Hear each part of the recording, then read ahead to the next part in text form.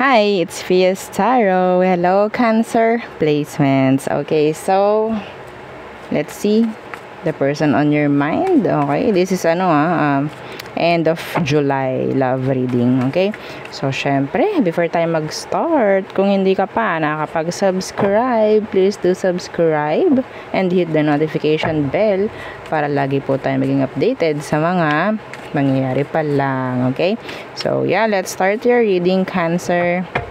Okay, so who is the person on your mind? Anong meron?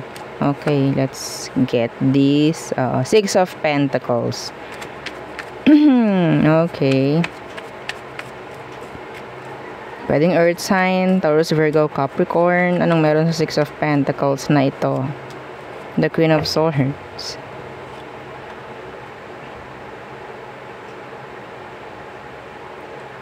Okay, so I think may kailangan ka sa kanya or vice versa, no?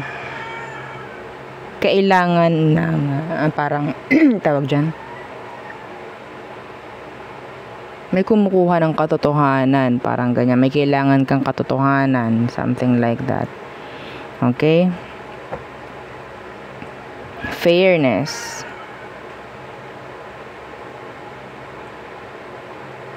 Yeah, so I think yung iba sa inyo may energy ng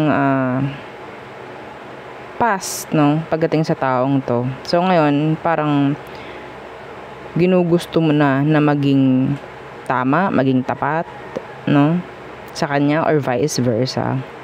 Okay, we have here Earth sign and Libra. Okay, so si Queen of Swords.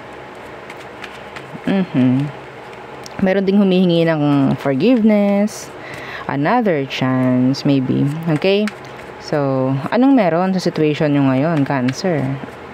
Okay. Okay, the Magician in reversed.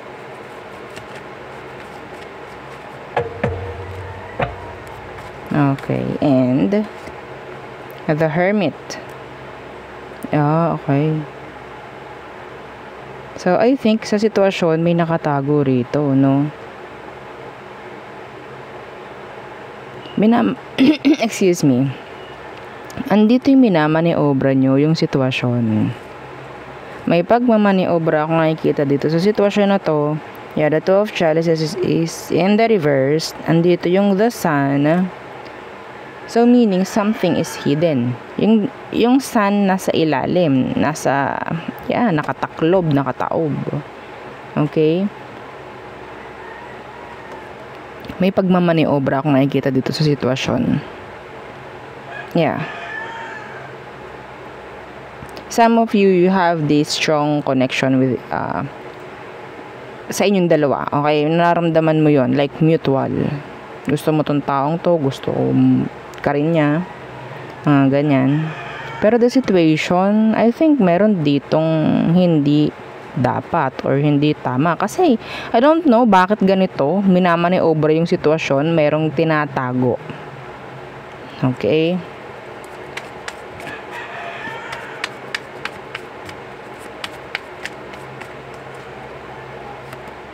Yeah, the Four of Swords.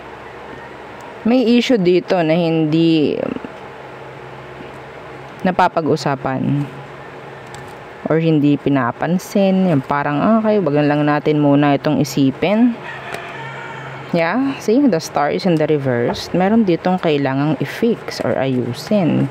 Kaso nga lang, kapag pinag-usapan to, magiging hopeless yung situation ninyo. Okay.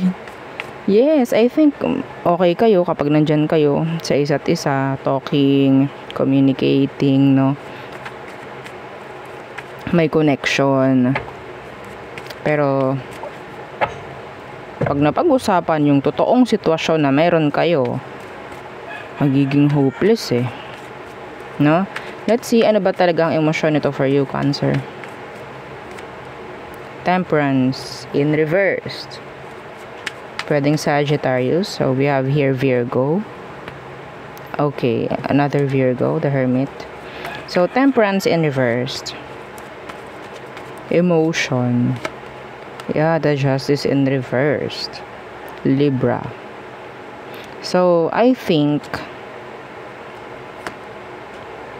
maling pagmamahalan to, Cancer. Ha? Oo, mali. Alam ng taong to.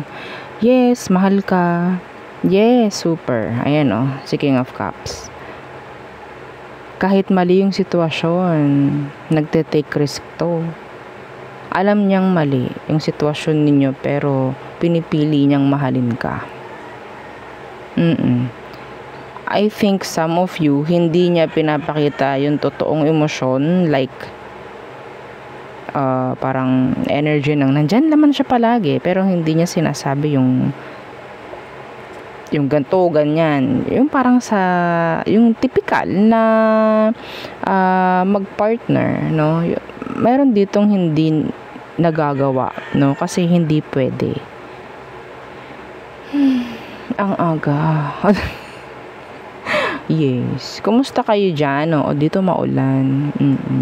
Medyo may bagyo ata. O, diba? Nakipagtsikahan muna. Ay. I think, Cancer, gusto mo itong taong to na sabihin nating para sa'yo. Siya yung para sa'yo eh. Oo. Siya yung tama para sa'yo. Parang ganon. Siya yung tama para sa akin. Yan ang narinig ko sa mga Cancerians.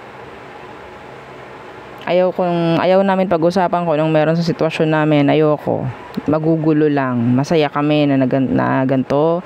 Magkausap kami. Some of you, sabihin nating walang energy ng label. Walang label. Okay?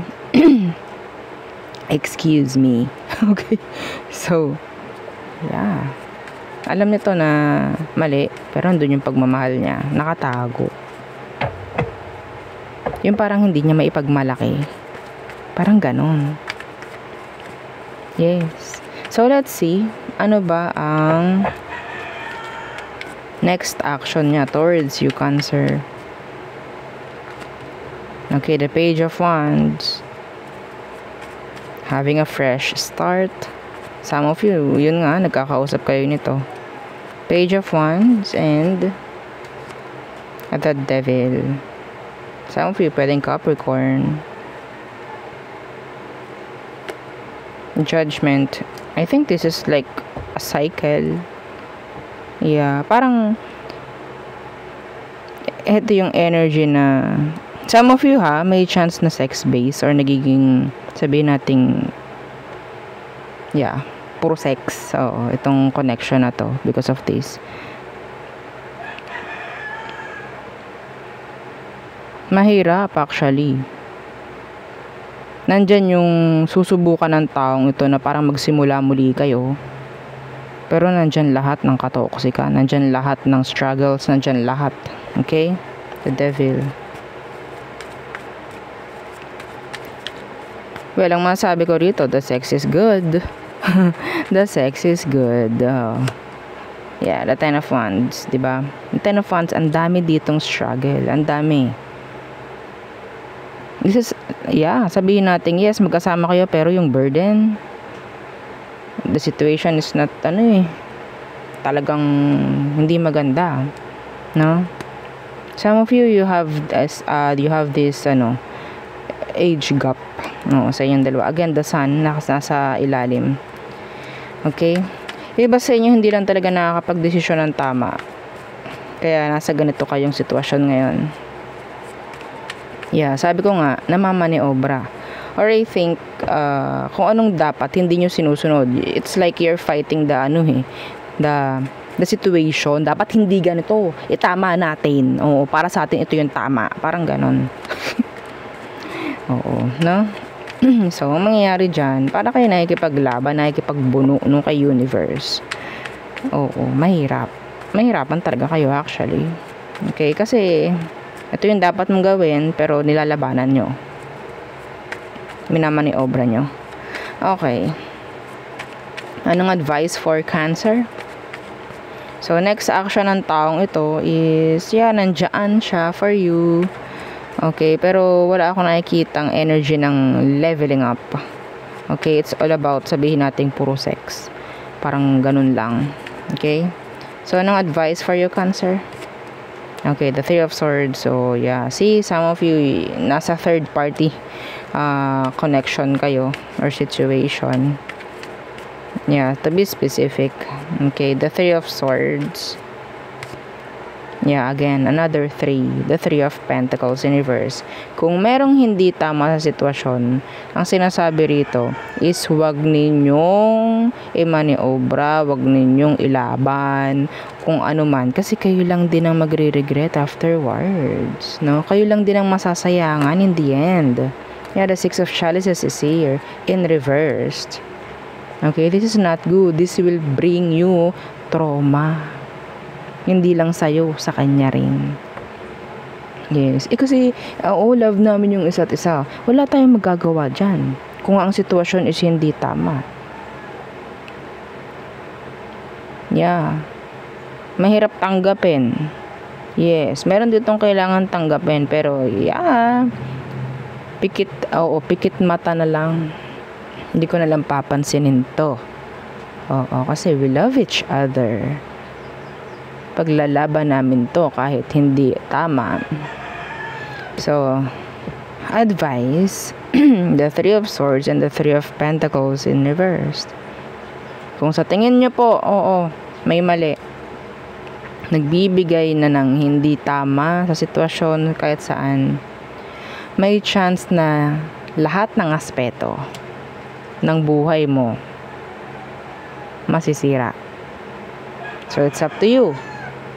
Okay? Good decision making, sabi ko nga kanina. Kasi iba rito hindi nakakapag-desisyon ng tama dahil minamaniobra yung sitwasyon. Okay?